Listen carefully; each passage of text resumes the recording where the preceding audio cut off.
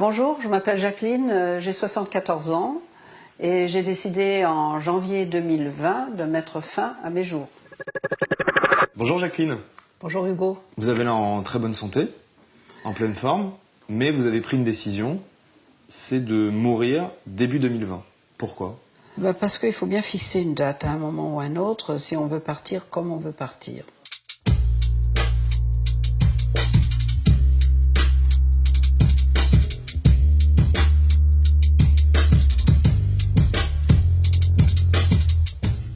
À partir de 75, on commence à avoir de plus en plus d'emmerdes de santé.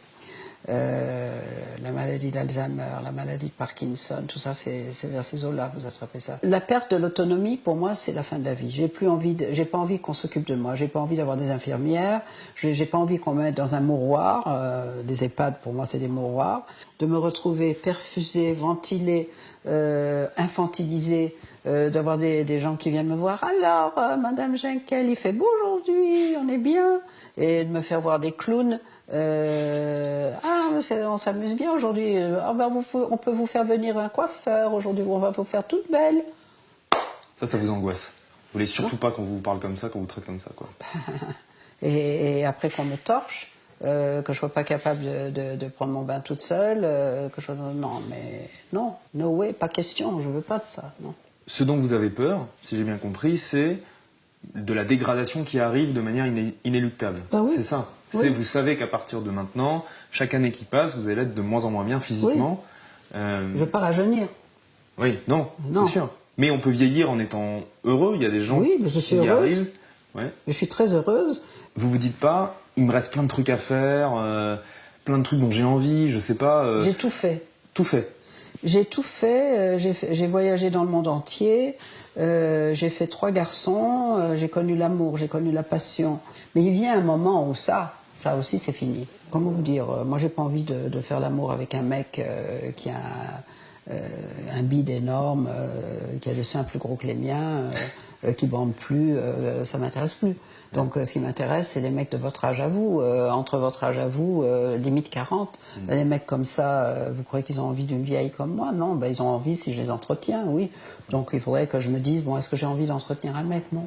On en parlait avant l'interview, vous me disiez, il y a beaucoup de gens qui font des critiques, qui disent que je suis égoïste, que je pense pas à mes enfants, parce que vous avez 3 fils et 3 petits-enfants. Qu'est-ce que vous dites là-dessus? J'en ai discuté avec mes enfants, c'est des adultes. Je suis pas en train de laisser des enfants... enfants, ni des ados. Je suis en train de laisser des hommes de 40 et plus, des hommes adultes avec qui on a parlé de ma décision depuis beaucoup d'années et qui sont tout à fait d'accord avec moi et qui préfèrent avoir une maman libre, contente, déterminée, qui décide de partir à son heure, plutôt que d'avoir une maman malade, dépendante, et dont ils doivent s'occuper, et ça serait beaucoup moins sympa. Moi, j'ai pas mis des enfants au monde pour les faire chier. Ils ont rien demandé. Ils sont venus au monde pour mon plaisir. Moi, j'ai eu envie de les faire. Je leur dois de pas les faire chier à la fin de ma vie, c'est tout. Et ils le comprennent, ils sont d'accord. Vous n'avez pas peur de la mort? Non. Ça vous fait pas peur de vous dire? J'étais morte pendant des millions d'années avant de naître, et je vais être morte pendant des millions d'années après. Pourquoi est-ce que j'aurais peur de ça? Aujourd'hui, en France, 90% des Françaises sont favorables à la légalisation du suicide assisté, mais c'est toujours pas le cas, c'est toujours interdit, notamment sous la pression de certains lobbies religieux. Oui. Par exemple, l'Église catholique, pour qui c'est pas bien, c'est pas moral, c'est un péché de se suicider. Vous croyez que je crois à ce que les trucs que vous brandissent, les religions monothéistes, de l'enfer, du paradis? Et alors le paradis, vous pouvez compter des moutons pendant toute l'éternité sur une prairie. Vous avez envie de ça? L'enfer, vous cramez pendant toute l'éternité. Leur truc, il est chiant, mais il est chiant des deux côtés. Moi, le truc des musulmans, c'est mieux, parce qu'ils vous disent vous allez baiser des vierges pendant je sais pas longtemps, ça c'est bien. Moi, si on me dit le même truc, si on me dit Jacqueline, tu vas trouver des beaux mecs comme Hugo et qui ils vont te faire plein de trucs super, tu vas pouvoir les sucer jusqu'à la fin de l'éternité, moi je vais dire merci, je veux bien ça, mais qu'on me le garantisse, un truc pareil.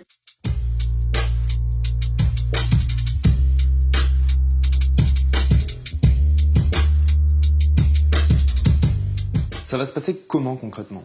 Ben, ça va se passer que je vais dire au revoir à tout le monde, je vais faire un dîner, je vais inviter mes copains, la famille, on va aller dans un des restos que j'aime bien, à Paris, on va se dire au revoir, et puis après j'irai à Bâle. En Suisse. C'est 3 secondes. Vous tournez le robinet d'une paire, vous dites je suis Jacqueline Jekyll, il faut être conscient, sinon on ne peut pas. Il faut dire je suis lucide, je suis Jacqueline Jekyll, j'ai bien vécu, j'ai tel âge, maintenant je voudrais en finir. Et le médecin, s'il est d'accord, il dit bon très bien, voilà. Après, il y a la police qui vient, le médecin légiste qui constate que je suis éclairée, lucide, capable de discernement. C'était une décision que j'ai prise moi. Vous avez choisi janvier 2020 pour mourir. Pourquoi cette date? Pourquoi janvier 2020? C'est avec Erika, la doc suisse, avec qui on a parlé. C'est ma copine. Je lui ai dit, écoute, j'ai pas envie de passer encore 2 hivers. Je crois que je vais passer Noël. Et puis à Noël, ce fera 2 Noëls encore avec les enfants. Puis après, c'est bon. Elle me dit, non, Noël, non, parce que moi, je pars en vacances. Je pars en vacances pour Noël, pour le jour de l'an, tout ça. Alors il faut que ce soit janvier ou février, ça. Alors j'ai dit bah oui, je m'adapte, il n'y a pas de problème, voilà. Ça fait des années que je retarde. Hein. J'attends ceci, j'attends cela, mais je suis accro à la vie, moi. Évidemment, je suis accro à la vie. Vous allez peut-être reculer alors encore. Ben, ça dépend. Je vais peut-être reculer si la loi change en France. Si elle ne change pas en France, je suis bien obligée de faire comme j'ai décidé de faire. Moi, quelque part aussi, c'est un geste militant que je fais. C'est pas, je pense pas qu'à moi. Qu'est-ce que vous dites à Emmanuel Macron? Si j'étais Emmanuel Macron? Je lui dirais, écoutez, Monsieur le Président, vous êtes le président de la France, vous êtes jeune encore. Ça ne veut pas dire qu'il ne peut pas vous arriver un truc. Votre femme, elle est plus si jeune que ça. Il peut vous arriver un truc ou à l'un ou à l'autre. Qu'est-ce que vous voulez pour vous? Il a déjà répondu à cette question. Il a dit, pour moi, je déciderai.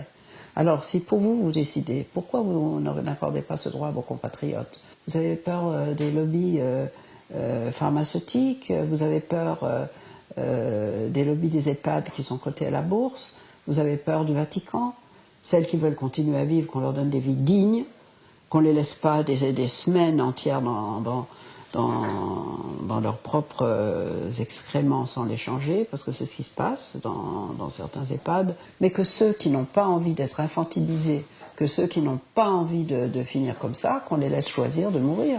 C'est tout. C'est ça que je dirais au président Macron. Est-ce que réussir sa mort, c'est aussi réussir sa vie? Bien sûr. Ça fait partie de la vie, la mort. Bien sûr.